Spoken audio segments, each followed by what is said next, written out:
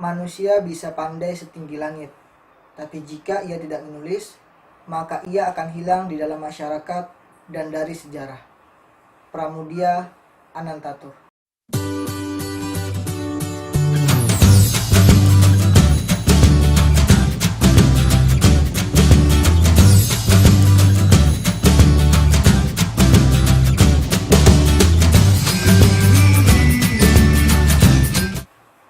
Halo adik-adik, jumpa lagi dengan kakak Ahmad Dandi, mahasiswa semester 6 Prodi Pendidikan Bahasa Indonesia STKIP Al-Hikmah Surabaya. Apakah adik-adik tahu tentang teks cerita sejarah? Ini contohnya.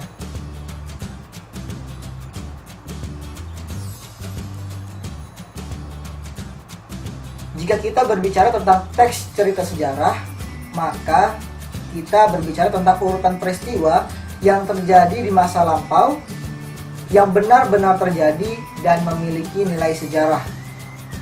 Melalui video pembelajaran teks sejarah ini, kakak harap adik-adik mampu mengenal apa itu teks sejarah,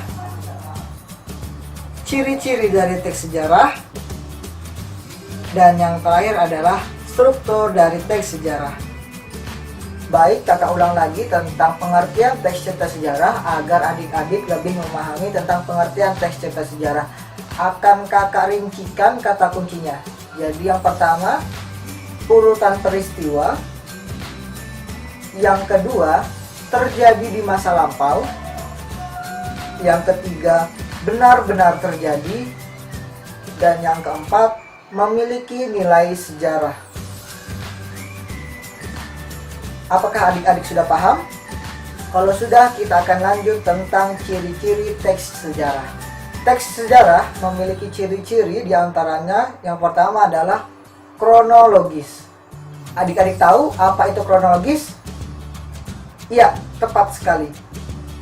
Jadi, dalam suatu teks sejarah, peristiwa yang diceritakan haruslah memuat peristiwa yang sebelum peristiwa itu terjadi, saat peristiwa itu terjadi, dan setelah peristiwa itu terjadi.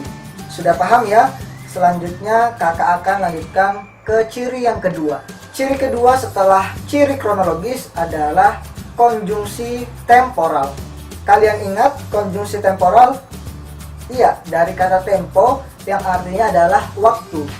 Jadi konjungsi temporal adalah konjungsi atau kata hubung yang menandai waktu, atau kata sambung penanda waktu. Adik-adik tahu contohnya? Iya, kita sering sekali mendengar atau menggunakan atau membaca konjungsi temporal. Contohnya adalah pada, saat, ketika, dan sebagainya. Ciri yang pertama tadi adalah kronologis, yaitu urutan peristiwa. Dan ciri yang kedua adalah konjungsi temporal, yaitu kata sambung penanda waktu atau kata sambung keterangan waktu.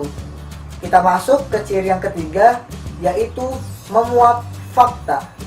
Ciri yang ketiga dari teks sejarah adalah memuat fakta.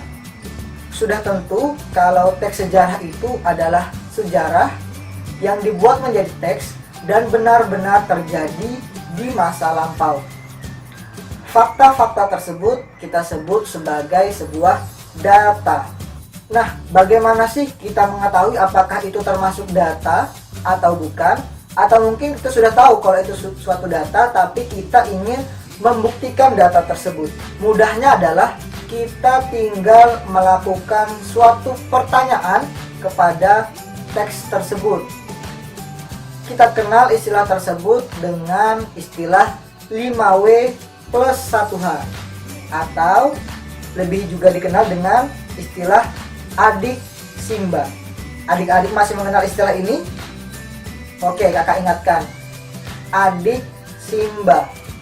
Apa, di mana, siapa, kapan, dan bagaimana. Adik Simba. Kita dapat menggali fakta-fakta lebih dalam dari teks sejarah yang kita dengar atau yang kita baca. Baik, setelah kita mengenal teks sejarah dari pengertiannya, yang kedua ciri-cirinya, dan sekarang kita akan mengenal teks sejarah dari strukturnya. Teks sejarah memiliki struktur.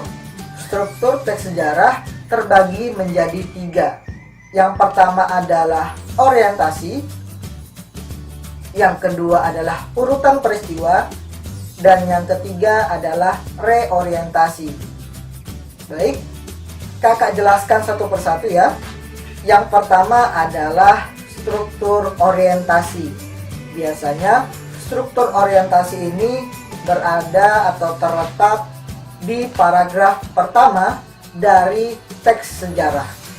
Apa sih isi dari orientasi ini? Jadi pada struktur orientasi isinya adalah suatu pengenalan atau pengantar bagi pembaca atau pendengar sebelum masuk ke topik yang sesungguhnya dari isi teks sejarah tersebut. Struktur yang kedua adalah urutan peristiwa. Ya, urutan peristiwa seperti yang kakak jelaskan sebelumnya di ciri-ciri teks sejarah. Di struktur urutan peristiwa, penulis teks sejarah atau pembicara teks sejarah akan menceritakan sejarah tersebut dari awal hingga akhir secara berurutan.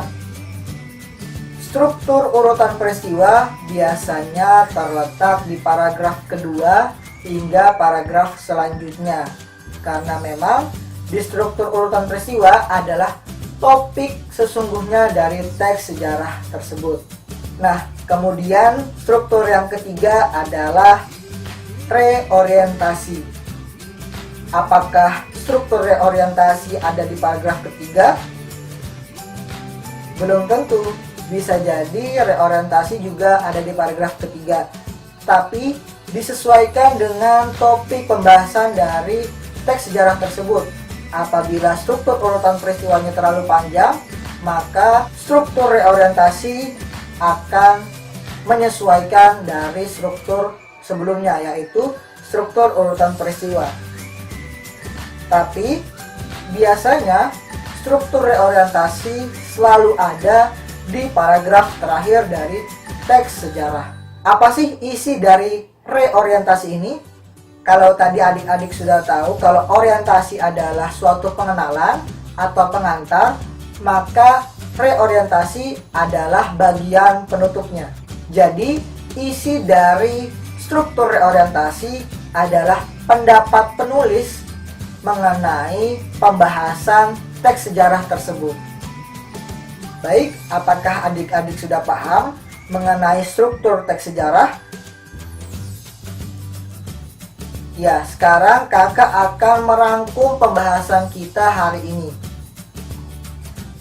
Yang pertama adalah teks sejarah adalah suatu teks yang berisi urutan peristiwa yang terjadi di masa lampau, yang berisikan sebuah fakta dan memiliki nilai sejarah. Ciri-ciri dari teks sejarah yang pertama adalah kronologis, yang kedua menggunakan konjungsi temporal atau kata sambung keterangan waktu, dan ciri yang terakhir atau ciri yang ketiga adalah memuat fakta. Pembahasan yang ketiga tadi adalah struktur teks sejarah. Struktur teks sejarah terbagi menjadi 3. Yang pertama orientasi, yang kedua urutan peristiwa, dan yang ketiga reorientasi. Baik, terima kasih adik-adik yang sudah mau belajar tentang teks sejarah. Sampai jumpa lagi di video pembelajaran bahasa Indonesia yang berikutnya. Kakak Ahmad Dandi, mahasiswa semester 6 Prodi Pendidikan Bahasa Indonesia STK IPA Hikmah Surabaya, pamit undur diri. Terima kasih. Wassalamualaikum warahmatullahi wabarakatuh.